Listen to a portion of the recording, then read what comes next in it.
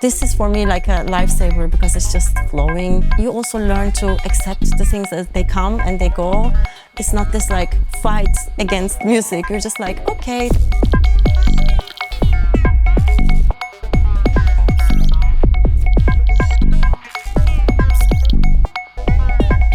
My setup, I simplified over the years a lot. I used to think that I need more stuff, I need to have all these gears, but now I'm like, less is more for me and for my brain and for my creativity. It's the best way to have the most essential stuff, which is a drum machine, which I use for producing but also for live. It is the modular synthesizers and a sequencer, and of course my computer for in case I'm using Ableton, and a couple of effects. That's it. And this is like where I feel the most comfortable because I can then dive properly into the gear that I have and make the most out of them.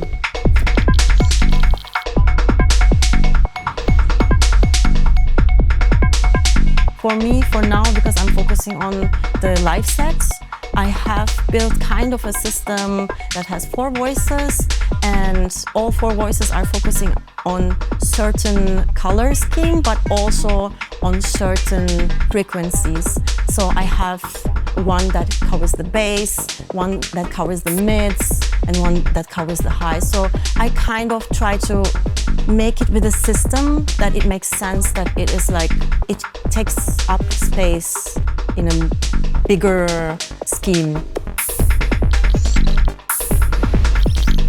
My essentials, I'm really happy with my sequencers and my oscillators right now. My sequencers are a Torso T1, which is algorithmic sequencer, and then Nene H, which is Cartesian sequencer. So they're both giving different options for sequencing, and to them I have the bassline, DPO, Basilimos, and Cloud Terrarium, which are my 4 sound sources, oscillators, which are for me like really good. It covers everything. It just covers the FM richness, but also it covers the percussive, alien sounds. It covers bass with the bass line, and yeah, so it's all essential for me right now with what I'm doing.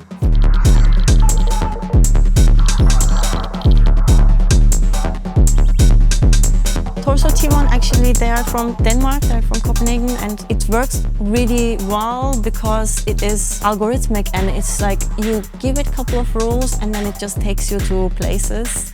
I like that it surprised me a lot and I didn't have to do too much. I like that, but it also doesn't work with everything. Like within my style, it wouldn't work with, for instance, Basilimos, you know?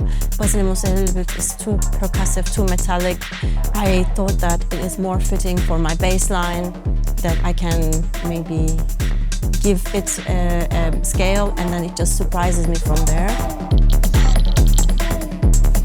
I use Nene for Cloud Terrarium and Basilimos. Cloud Terrarium is a lot of morphing, a lot of dreamy, surprising sounds that comes out of there.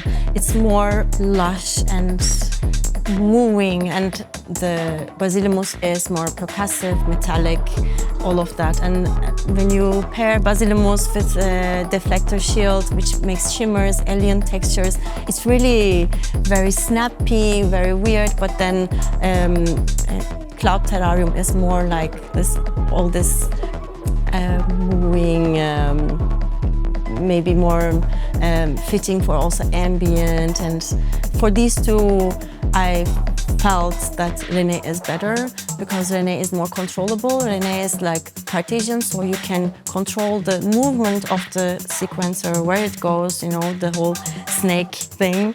And for these both sound sources, I found Nene more fitting.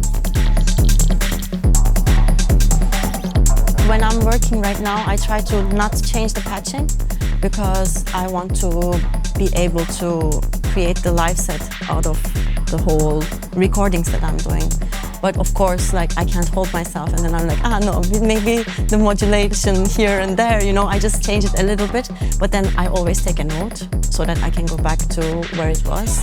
But right now, it stays like this until further notice, you know. But like for instance, the live set that I did at STOOR, this 7-hour live set we did, just improvisation, it was completely different patching, and that was like 6 months ago. So I repatched everything, find new ways, but for now, it stays like this.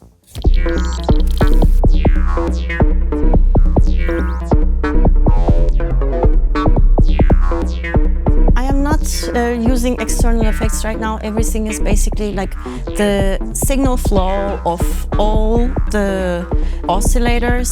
The processing all goes to different types of effects and then to different mixers.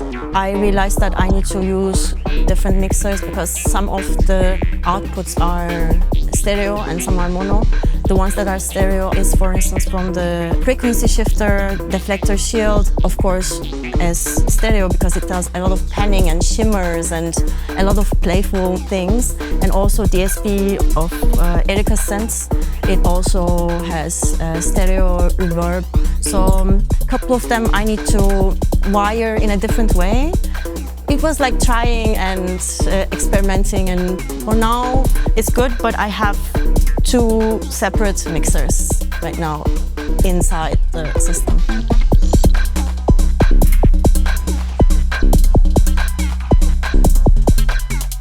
When I'm doing the producing only with the gear, that is everything that happens there is the raw cuts, and maybe when I was performing and recording it, maybe I did a couple of mistakes, then maybe a little bit of edit, but it stays raw like that.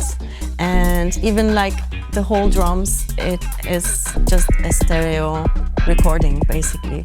I just try to keep it as it is, but if I'm doing it on the computer, I'm like, of course, focusing on the sound, focusing on more like, okay, processing, what can I do, where could this idea go? And it is just a completely different workflow, right? And it just takes so much longer. And sometimes I think like for my brain, I just get stuck in so many things.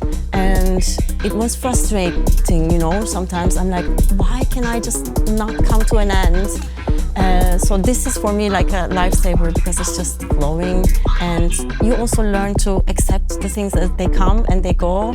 It's more peaceful, you know, it's not this like fight against music. You're just like, okay, today was like not so good ideas, or today, oh my god, the idea was amazing, I recorded it, I finished the track in a day, you know, you just feel it as it comes, you know. Sometimes I'm like, okay, today it is the etude day, I'm gonna go in, I'm just gonna tweak and then see what happens. And then when I do that, I mostly start with the bass line, mostly.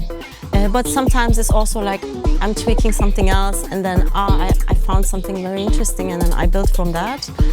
Basically, my goal is to produce the whole thing, arrange, practice the arrangement, and then record, and then done.